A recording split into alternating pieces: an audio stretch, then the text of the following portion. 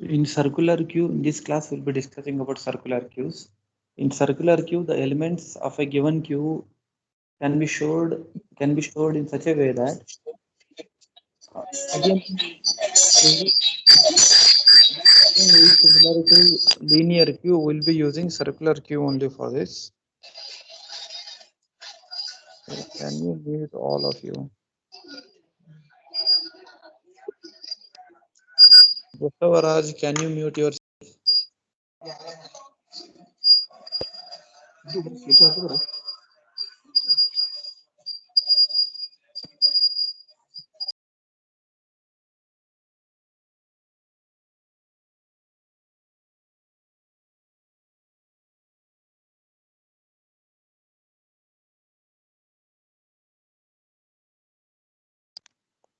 Right, in circular queue, what we do is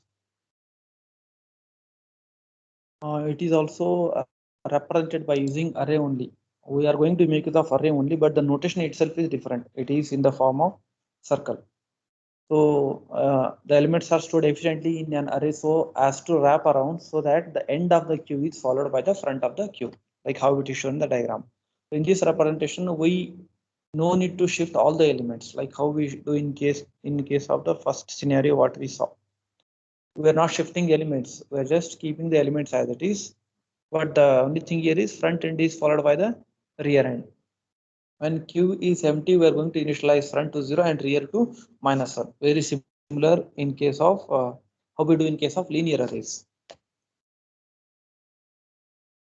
Right, but in circular queue, what happens just before 0, we have the index 4.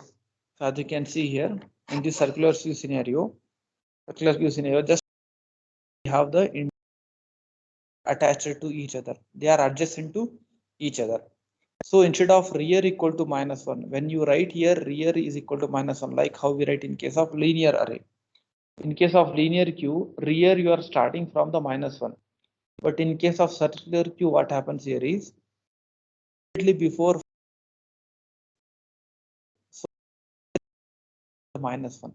So rear is starting with the 4. That is queue size -1. If you want, you can write it with the queue size -1 generic, or specifically in this scenario, what is happening? Front is pointing to 0 and rear is pointing to 4. So rear is pointing to 4. That is how we initialize. But in programming, we will go for rear equal to -1 only. When we start, whether you can start with rear equal to -1 while creating, or you can go for queue size. So better approach queue rear instead of queue size -1, we are making rear to point to -1. Now, how do we create the circular queue? To create a circular queue, we follow the same step as we have in the linear queue. First, we declare an array with the queue size, and then we use 2 pointers front and rear. Then we use 2 pointers front and rear, and then we are going to initialize front to 0 and rear to -1 and maintain the count as 0. So maintain the count as 0. So count is a variable which is going to store the number of elements or details of the number of elements. So presently, how many elements are there in the circular queue? That count is very much essential to store that data. So what we did was queue is the name what we are giving for our circular queue. Right, this was the circular queue which name we have given as queue. Name we have given it as queue. 1 second, not showing properly. Right, we'll start with 0 and index 4. 1, 2, 3.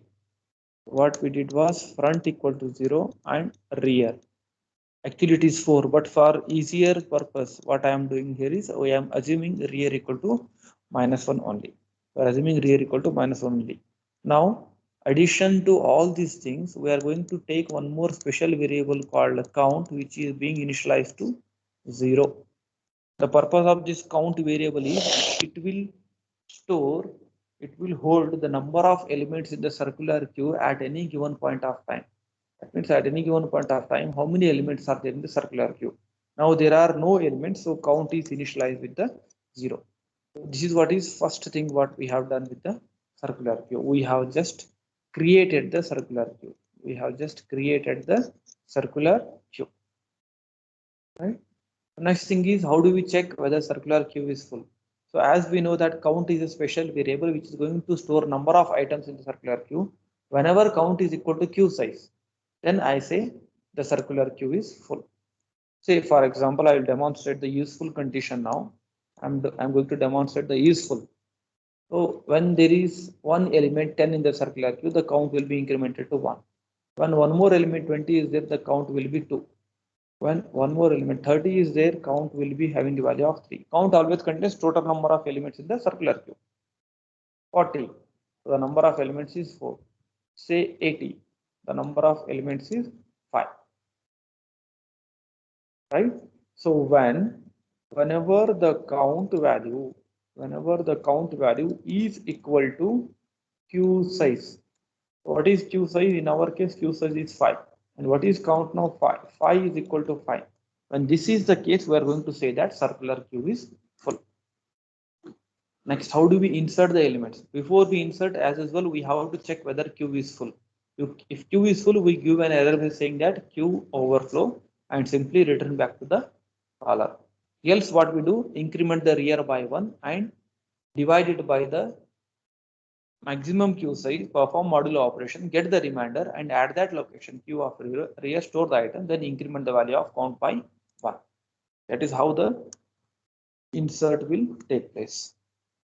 I will explain the insert function with a specific queue example, because these are the scenarios. Once you understand properly, these are the cases, during the explanation it will be easy to remember. Okay, 0, 1, 2, 3, 4, because this is the only difference between linear queue and circular queue. What the difference here is, code will check for the full condition. If it's not full, we do this part. What is that? Increment rear by 1 and divide it by queue size. What is the procedure? Perform rear equal to rear plus 1 modulo queue size. I'm just writing the short forms, right? Then at that location, queue of rear is equal to, copy the item whichever you want to copy, then increment value of count by 1, count plus plus. So these are the 3 steps, and assume this is the input. What I'm going to give, 10, 20, 30, 40 and 50 is the input for my code, for my function insert queue. How it works, the earlier value of rear we have given it as -1, right? So perform this operation, rear equal to rear plus 1. So -1 plus 1, it is 0. 0 modulo queue size, everything is 0. So what is the new value of R now? New value of rear is 0. That means now rear is pointing to this location. Rear is pointing to this location. Then at that location, Q of R. R is 0. Q of 0 is item. So you write the item to Q of R location. Right? What is item? Item is 10. So 10 will be written here. 10 will be written here. So that is the first pass. In the second pass, what happens? For better understanding, I will erase this.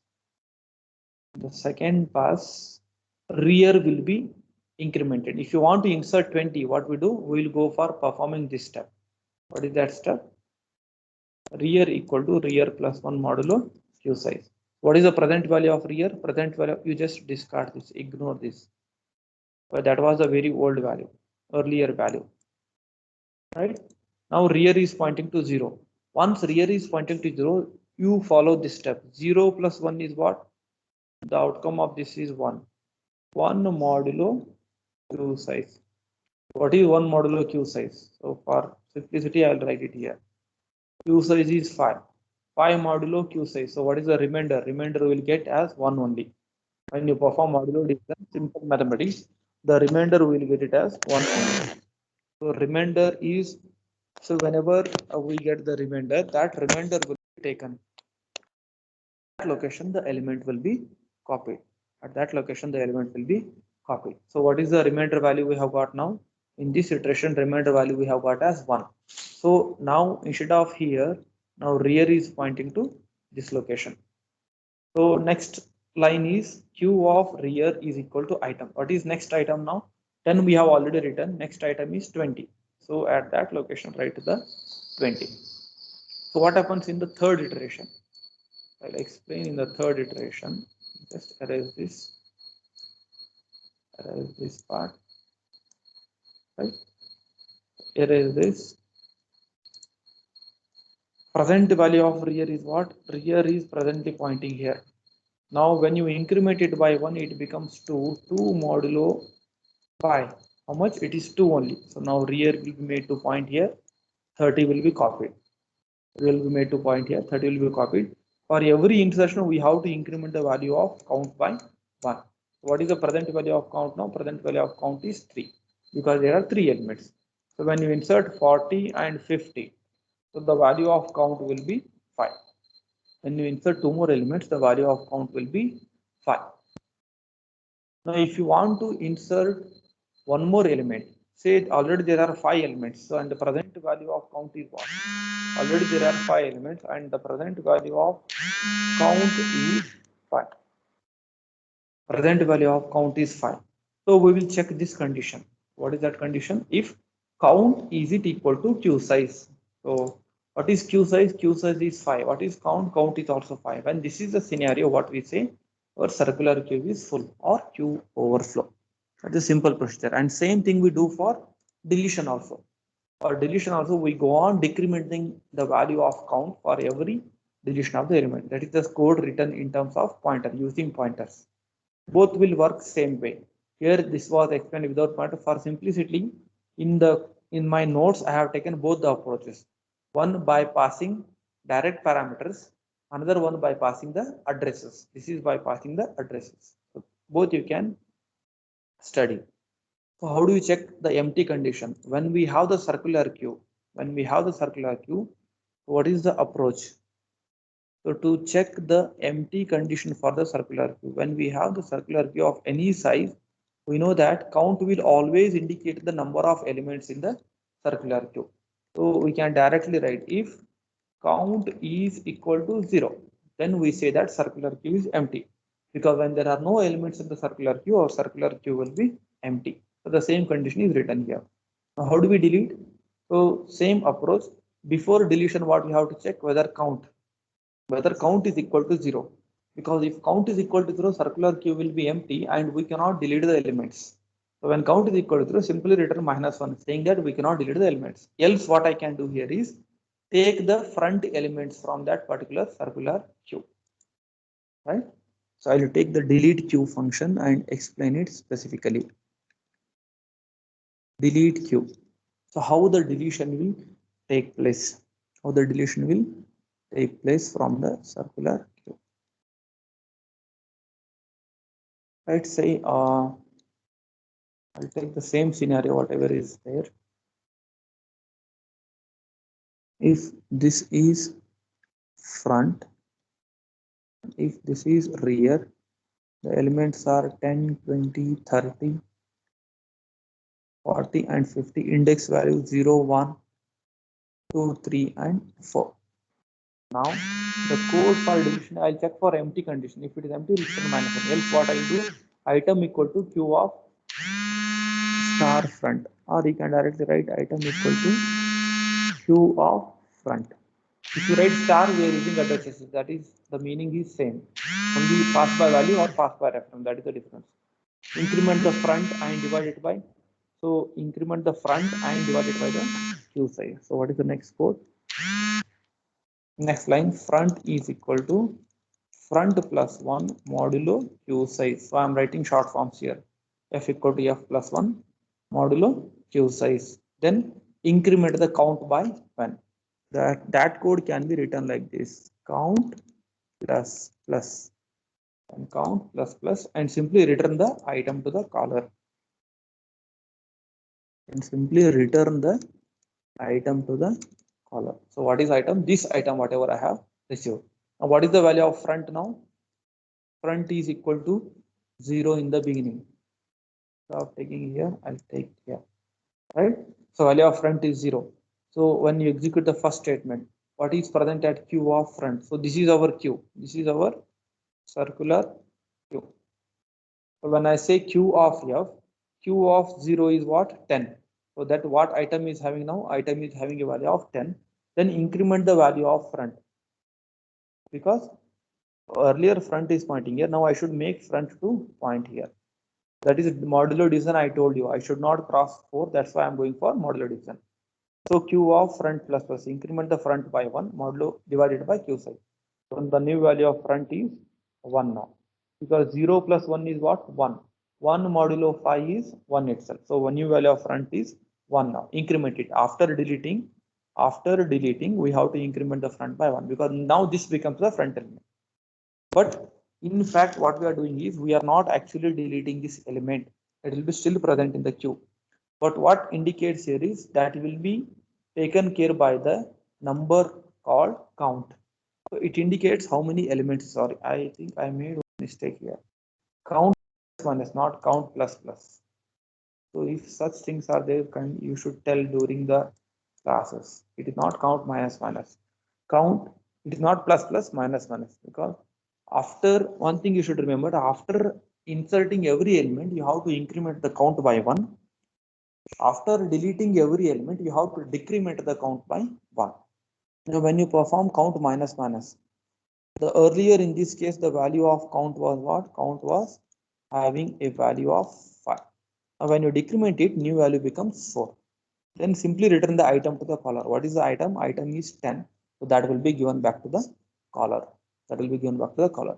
If you want to delete one more element, so perform the same procedure where front is pointing to 1. What is obtain Q of 1? What is Q of 1? Q of 1 is 20. Now item will have a value of 20. Then increment the front by 1. New value of front becomes 2. Now front is pointing here. Now front is made to point here, right? Then decrement the count by 1. What I will do, the value of count will be decremented now.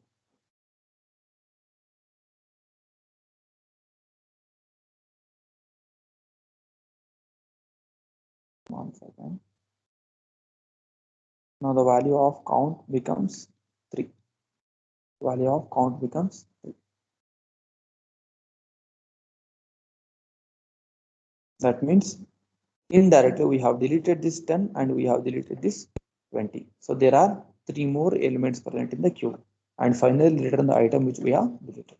So that is a simple procedure for deletion of elements. When count reaches 0, when count reaches 0, when it will reach 0, when you go on deleting all these elements, then the value of count will be 0. And whenever count reaches 0, then we say that circular queue is empty. So these were all the operations, and display is like how we do in linear queue. Start from the index 1 and go up to the count value. How do we display elements? For displaying elements of the queue, the simple approach here is make use of this queue itself. I will explain the display function. Because when we have this queue, it will be easy to explain. Right? Take an index value variable called I and go up to the count value. So what is the count value in this case? So count value in this case here is 5. There are 5 elements in the circular queue. There are 5 elements in the circular queue. Just go on printing from the front index, because we know that front will always point to the front location. Where front is pointing now? Front is pointing to 0. Just print Q of front and then increment the value of front. So print Q of front. So what is present in Q of front? In Q of front we have 10. So what will be displayed here is at the output screen 10 will be displayed. Then increment the front by 1. So front will become 1 and front is made to point here. So what the code says, increment the value of I, right?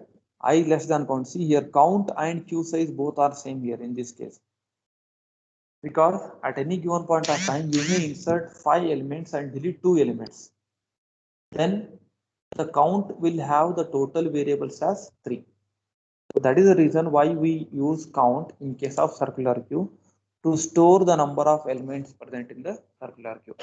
So count will always hold total number of elements present in the circular queue. So in the second iteration, print the element from the front end q of front and again increment the value of front by 1. So where front is pointing now? Front is pointing to this index. What I will do? Display q of front. What is q of front? Front is 1. Q of 1 is 20. So 20 will be displayed and then increment the value of front. So on it will go on repeating and we'll be able to display all the elements of the circular queue. So all the elements in the sense whatever is the value of the count. If there are 3 elements, we will be able to display 3 elements. If the count is 10, we will be able to display 10 elements because we're trying to display all the elements of the queue. So combining all these functions, this is the centralized combined program. So for this program, functions I have explained now. The program I'll be giving it from the lab itself. Probably this is 6th lab program for you. I think now I have explained you 1 and 2, 3 lab programs I have explained. Probably in Saturday's class, because for completion of purpose, I told you today, in fact, we have lab, but I tried to complete this circular queue today because we have started with this. So for completion, I took it today. And in the next class, I'll be explaining about only the lab programs. That is lab program 4, 5, and 6. So because this is the required theoretical part is covered now, now I'll go for remaining lab program because parallelly we have to concentrate on lab also. So if you remember this is the next bit is circular queue using dynamic arrays. Circular queues using dynamic arrays. If you remember the stack, there is no much difference between circular queues using circular stacks, stack using dynamic array and queue using dynamic array. Both are same. So in stack using dynamic array, what we did was we fixed the size as 1 and we inserted the element. If you want to insert one more element, what we did was we incremented the size by 1 and we inserted one more element in that location. If you want to insert one more element, increase the size by 1 dynamically. How we allocated? We allocated memory by calling the realloc macro. You remember, right? Then insert the element. Same concept we are doing in circular queue also. What we do? We are going to use dynamic arrays. We'll start with the queue size. We'll start with the queue size as 1. That means how do you do? We just assume this as our circular queue. Assume this as our circular queue. This whole thing is having only one element. We'll start with that aspect and we'll store one element called 10 here. If you want to store one more element, what we do? We will increase the size by 1. Now the size of the circular queue is it can store 2 elements. If you want to store one more element, what you do? Divide it into 3 parts. That means not actually dividing. For understanding purpose, I am telling increment the size by 1. But if I show you this one only, linear queue, 10, 20, 30, right? We'll extend it at the end and store the next element. We'll extend it at the end and store the next element. That is what is circular queue. That is what is circular queue. Now for extension, actually 50 will be stored here. So for understanding purpose, I will store it. Right now you can imagine this is what is nothing but a circular queue. If you open it up, it looks something like this. So that is the only difference between the stack and the queue. Only thing is stack we were showing it like this, but it is the circular queue. Creation, we start with the size as 1 and we use the front as 0 and rear as -1, count to 0. 0 indicates there are no elements in the circular queue. Useful is again same. Insert queue is again same. If the queue is full, increase the size by 1. So how do we insert an element? First you check for the count value. If count is equal to queue size. If the queue size is 5 and count is also 5, then circular queue is full. Try to make it 6. That is, I am going to perform it as 6. That means whatever is queue size, we are not going to give the error message. If queue size is 10, make it to 11. If queue size is 100, make it to 101. If queue size is 1000, 1001. So that's what we are going to increase the queue size dynamically, like how we did in case of stack, right? Whenever you reallocate the memory, the queue contents have to be readjusted. There are 2 scenarios because In stack, what we did was we were incrementing it in one side, but that is not the case with the circular queue. There is one difference. There are two cases which we need to concentrate. What is the first case? The front index is less than the rear index. So that is possible. So assume this scenario. So I'll read it on, I'll show it once again. If the front index is less than the rear index. 1 second. The file size will be more. I'll stop this part.